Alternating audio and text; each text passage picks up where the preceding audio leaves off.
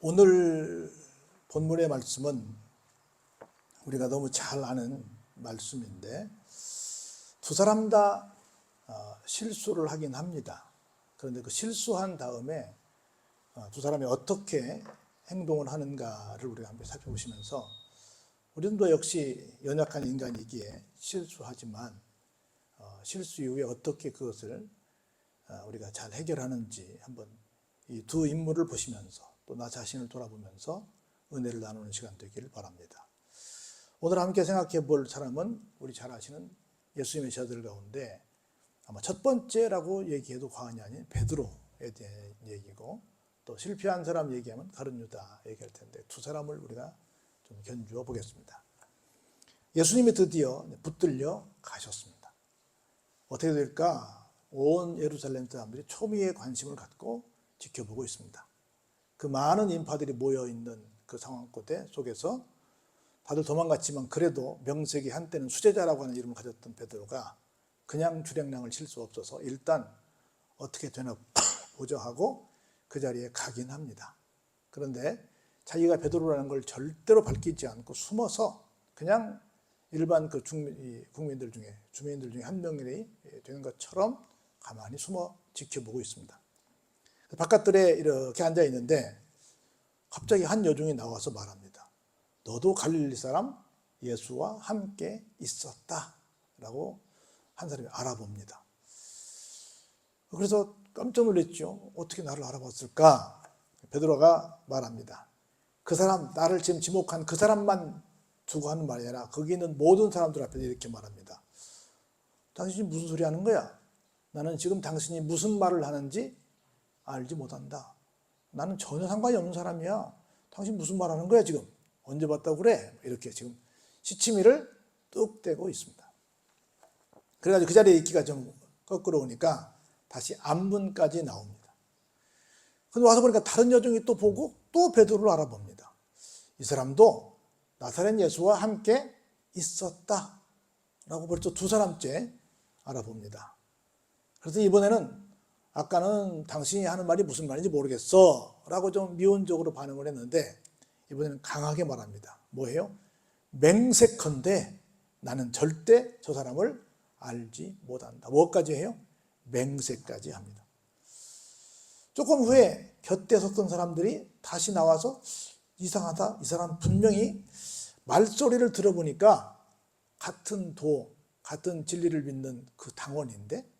라고 여러 사람들이 와서 이번에는 아까는 한 명씩 와서 말하더니 이번에는 분명히 당신 말투를 보니 분명히 이 사람과 함께 했던 사람이야 라고 여러 사람들이 막 표명을 합니다. 한마디로 말해서 증언을 하게 됩니다. 그때 베드로가 이번에는 뭐라고 말해요? 맹세를 넘어서 뭐까지 합니까? 저주까지 합니다. 우리말로 말하면 내가 저 양반을 알면 내 손에 장을 찢어 이렇게 할 정도로 나는 그 사람을 절대로 알지 못해 라고 막 아주 굉장히 저주하면서 맹세를 합니다. 그랬더니 기다렸다는 듯이 뭐가 있어요? 조금 전에 예수님께서 네가 오늘 3번 동이 터기 나를 부인하게 될 건데 그 말씀이 기억이 나서 너무너무 부끄러웠습니다. 그래가지고 나와서 어떻게 합니까? 심히 통곡하게 되었다. 내가 뭐 죽을지언정 다른 사람들은 다 버릴지언정 나는 뭐 주님을 버리지 않겠습니다라고 얼마나 호언장담했어요.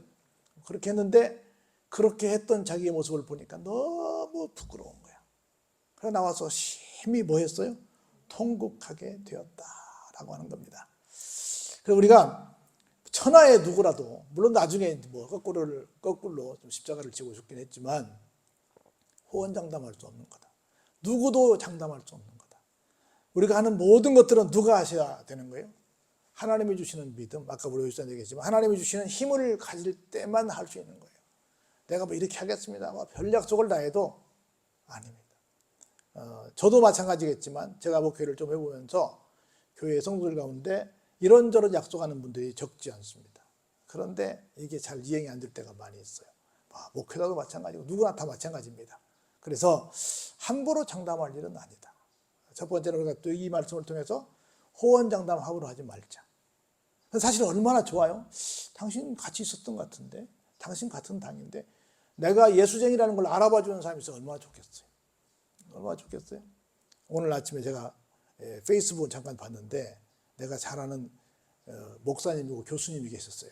그분이 저쪽 온누리교회 쪽에 이렇게 있었는데 비가 막 갑자기 오더래. 자기가 우산을 가지고 있었는데 갑자기 어떤 양반이 막 뛰어오더래. 집사님, 아유 여기 서 계셨는데 뭐 자기 전혀 모르는 사람이 아는 체를 하더래. 그러면서 저쪽까지 나 좀 버스 차 타는 데까지 데려다 달라고 그러더래. 그래서 나 집사 아닌데요. 그랬더니 아니 나이가 볼 때는 집사님 같은데 아직까지 또 집사를 못 탔어요. 그러더래. 자기 목사인데 그게 교인도 아니고 처음 보는 사람인데 무조건 그냥 이 나이 때면 집사님, 저 나이 때면 장로님하고는 갖다 붙이고 친한 척하고 우산 빌려달라고 그렇게 말하면서 목사라서리도 못하고 그냥 갑자기 집사님이 돼가지고 가서 이렇게 대어사줬던 얘기를 저희가 쓰는 거야. 글을 한참 내 글을 보면서 읽었는데 웃었는데 그거야. 여러 가지로 내가 뭐 이런저런 얘기 가운데 뭔 장담할 수 있을까 생각하는데 그렇지 않습니다. 장담 못해요. 그래서 근데 누구나 실수하지요. 실수하는데 실수할 수 있는데 이 양반은 어떻게 했어요? 그것이 생각나서 심히 통곡했다. 다시 말해서 잘못됐구나 하는 걸 알았고 회개했다는 거지요. 근데 볼까요? 여기 한 가지 얘기를 하고 잠깐 넘어가 보면 아주 근심하다가 근심을 해결하지 못하고 정말 이 베드로는 똑같은 실수했지만 실수하고 나서 근심하다가 비극으로 가버린 사람이 있어요. 영국의 대문호 여러분이 잘 아시는 셰익스피어는 이런 말을 했어요. 근심은 생명의 적이다 라고 했습니다. 염려는 우리 건강을 해칠 뿐만 아니라 우리의 삶 전체를 파괴하는 무서운 힘을 가지고 있다. 그래서 이 근심이 얼마나 큰 우리에게 해악을 가져오는지를 얘기하는 얘기들이 굉장히 많습니다. 다 제가 몇 가지 가져왔는데 다 적어두고요. 오늘 제가 다시 가르쳐다 얘기해 보죠. 예수님을 붙들어다가 어떡할까 하는 사람들이 잠도 못 자고 새벽까지 회의를 합니다. 새벽에 모든 대제사장과 백성의 장로들이 예수를 죽이려고 뭐해요? 의논을 합니다. 함께 의논을 해요. 아니 뭐 이게 다 교회의 지도자들인데 할 일이 없어서 예수님을 잡아줄 궁리를 해요. 그래서 결국은 자기들은 지금 현재 로마 식민지 상황이기 때문에 자기들이 생사의 대권이 없어요. 사람을 죽이고 살릴 권한이 없어서 그 당시에 그 지역을 통치하고 있는 우리나라 중앙청에 총독부 있었잖아요. 그것처럼 총독 빌라도에게 예수님을 묶어서 결박하여서 끌고 갑니다. 그래가지고 어떡할까? 좀 제발 좀 이 사람을 좀 죽여주세요라고 하는 그런 탄원을 하러 가게 돼요. 그런 상황에 있었을 때 예수를 판 유다가 가만히 재판 과정을 봤어요. 다 지금 베드로도 같이 보고 다 보고 있잖아요. 보니까 예수님께서 정죄받는 걸 보니까 예수님이 진짜 죄가 있어서 정죄를 받았어요? 없었어요? 가서 보니까 없었어요. 베드로도 나중에 말하잖아요. 나는 이 사람과 아무 상관이 없다고 손을 씻었잖아요. 그 정도로 누가 와서 어떤 신문을 하고 아무리 위증을 하고 별짓을 다 해도 가만히 보니까 예수님이 전혀 그런 분이 아니야. 본인도 3년 동안 직접 목격을 했잖아요. 그래가지고 내가 엉뚱한 짓을 했네 하고 뭐 했어요? 똑같이 베드로가 통곡한 것처럼 스스로 뉘우쳤습니다. 그래가지고 어떻게 했어요? 은 30을 예수님 파는 값으로 받았잖아요. 그걸 가지고 대제사장들과 장로들에게 도로 갖다 주었습니다. 그런데 보세요.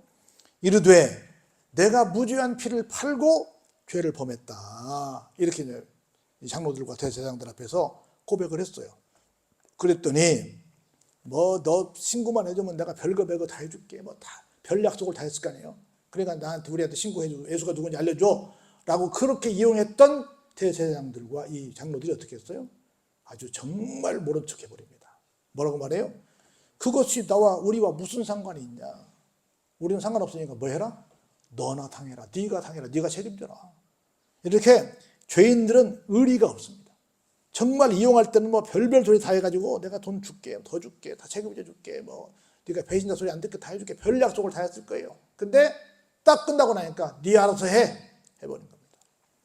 너무 그 사람들에게 실망을 하고 배신감을 느낀 유다가 어떻게 했어요? 그 돈을 집어 던져버립니다. 그리고 어떻게 해요?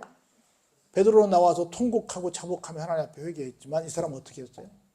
너무 양심에 찔려서 목매어 죽고 말아버립니다. 그래가지고 대제사장들이 그 은을 거두어서 이것을 가지고 성전 이 헌금함에 도로 넣는 것은 옳지 않다. 그래서 어떻게 했어요? 그냥 핏값이니까 상의를 했어요. 토기장이의 밭을 사서 무슨 묘지를 삼았어요? 나그네의 묘지를 삼았어요. 난 이 말씀이 굉장히 충격적이었어요. 아침에도 우리가 봤지만 보아스, 오벳, 나오미, 말론, 기련, 엘리멜렉, 룻 다 나왔지만 어떤 사람이 나왔어요? 아무개가 나왔잖아요. 그것처럼 똑같은 얘기예요. 어떤 나름대로 좀 이름 있는 어떤 묘수에 붙여서 두고 후세에 남겨질 그런 인물이 되어야 되는데 어디에 붙였어요? 나그네의 묘지. 누군지도 모르고 그냥 이 동네 왔다 갔다 객사한 사람들이 또 그냥 어떻게 아무도 없으니까 조상을 치러줄 수 없잖아요. 그러니까 불쌍한 그 동네 사람들이 그냥 그렇게 죽은 사람들을 묻어주는 묘지가 있는데 거기에 무명 용사들의 묘지, 쉽게 말하면 그런 무덤처럼 그냥 갖다가 묻어버린 거예요. 3년 동안 죽으라고 어떻게 보면 굉장히 신뢰받는 그런 재정을 맡았으니까 사람들이었는데 마지막에 그렇게 끝까지 예수님을 부인하고 그렇게 의심하고 심지어 팔아버리까지 한 그 사람을 어디다 묻었어요? 나그네의 묘지에. 나 이 말씀 보면서 그렇다. 참 끝이 좋아야 되겠다. 마지막에 줘야 되겠다는 생각을 많이 해봅니다. 사마스니 그러므로 오늘까지 그 밭을 뭐라 그래요? 우리 옛날 아겔다마라고 그랬잖아요. 피밭이다. 피값으로 딴 상이다 라고 한 거예요. 이 말씀은 뭐예요? 에레미야 선지자가 그들이 그 가격 매겨진 자 곧 이스라엘 자손 중에서 가격 매긴 자의 가격은 뭐예요? 은 30을 가지고 토기장이의 밭으로 밭값으로 주었으니 이는 주께서 내게 명하신 바와 같으니라. 이미 에레미야 선지자를 통해서 예언된 말씀이 이루어졌다는 거죠. 예언이 이루어지긴 했지만 이 사람은 어때요? 차라리 태어나지 않았을 것이 더 나을 뻔했던 사람이었다는 거죠. 베드로도 똑같이 잘못했습니다. 또 물론 가르쳐다 더 갈 수도 있겠지만 보면 딱 개정걸정이지 거기서 거기지 누가 더 크게 아닙니다. 그런데 한 사람은 뉘우치고 어떻게 했어요? 심히 통곡하면서 하나님 앞에 죄송하다고 했고 한 사람은 어떻게 했어요? 죽어버렸어요. 똑같은 잘못을 했고 비슷한 잘못을 해놓고 그 결과는 너무 다른 상황을 초래하게 됐습니다. 우리가 이 말씀을 통해서 어떤 경우도 내 능력으로는 뭘 할 수 없으니 뭐 하지 말자? 호언장담하지 말자. 잘못했으면 솔직히 잘못한 것을 인정하자. 그렇다고 어떻게 하지 말자? 스스로 이상한 생각은 하지 말자라고 하는 거예요. 누구나 다 그럴 수 있어요. 근데 하나님께서 우리를 지켜주셔야지 그렇지 않다. 그래서 우리가 그런 말 하잖아요. 사람은 죽어서 뭘 남기고 이름을 남기고 호랑이는 죽어서 뭘 남기고 가족을 남기고. 근데 나그네의 묘지에 갔다는 것은 이름이 있다는 거예요, 없다는 거예요? 없다는 거예요. 난 2번 제가 그 이스라엘에 가봤는데 가가지고 여기가 가룟 유다의 무덤이에요 라고 안내하는 가이드 못 봤던 것 같아요. 예수님의 무덤이라고 진짜로 가봤는데 가룟 유다 무덤을 안내하는 가이드는 없었던 것 같아요. 그래서 우리가 어떻게 살까? 누구나 다 잘못은 할 수 있습니다. 누구나 다 실수는 할 수 있습니다. 그러나 그걸 어떻게 해결할 것이냐는 것은 우리의 처세에 따라 다르다. 우리가 좀 지혜롭게 뉘우치고 회개하고 다시금 새로운 기회를 얻는 우리가 돼야지 그 기회를 잃어버리는 사람이 돼서는 안 되겠다 하는 생각이 듭니다. 우리 모두가 늘 지혜롭게 사는 삶을 선택하시기를 주의 이름으로 축원합니다.